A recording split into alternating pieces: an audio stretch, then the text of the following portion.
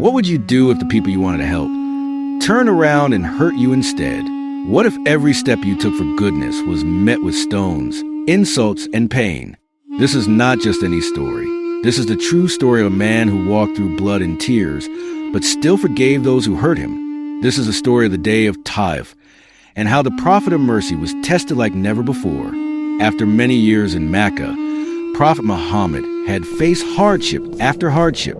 His people mocked him, rejected him, and even harmed his followers. But still, he was patient, calling them to Allah with love and truth. One day, when things became extremely difficult in Mecca, the prophet looked to a nearby city called Taif for hope. He thought, maybe they will listen. Maybe their hearts will be open. So, with his adopted son Zaid and Haritha, he walked all the way to Taif, over 90 kilometers on foot. No car, no camel, just dusty sandals, faith, and a heart full of hope. When he arrived, he met the leaders of Taif and invited them to Islam. But instead of welcoming him, they laughed at him, they mocked him, and worst of all, they didn't stop there.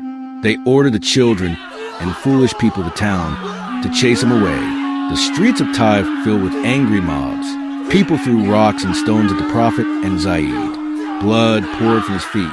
His sandals stuck to the ground. Zaid tried to shield him, but was hurt badly too. Can you imagine? He had walked for days, hoping to find kindness, but found only pain. Finally, he reached the garden wall and sat in its shade, bleeding, exhausted, and heartbroken.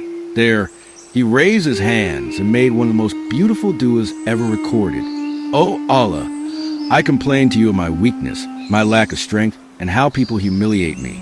You are the most merciful. If you are not angry with me, then I do not care. But your mercy is more open to me." Even in that pain, he was not angry at the people. He was only concerned about whether Allah was pleased with him. The owners of the garden saw him and felt sorry. They sent a Christian slave named Adas to give him grapes.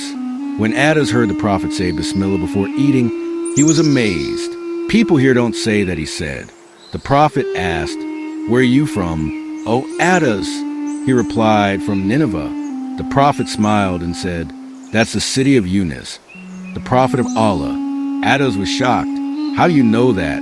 And at that moment, he realized this was no ordinary man. He kissed the prophet's head and hands. Though Taif had rejected him, this small moment showed that Allah had not abandoned him.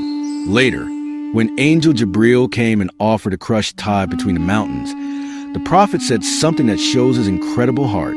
"No, I hope that from their children will come people who worship Allah alone." Even when he bled, he still hoped for goodness and guidance for those who hurt him. The prophet was sent as a mercy to the worlds. Even when people broke his heart, he never gave up on them. So the next time someone is unkind to you, remember the day of Taif and respond with patience like our prophet did.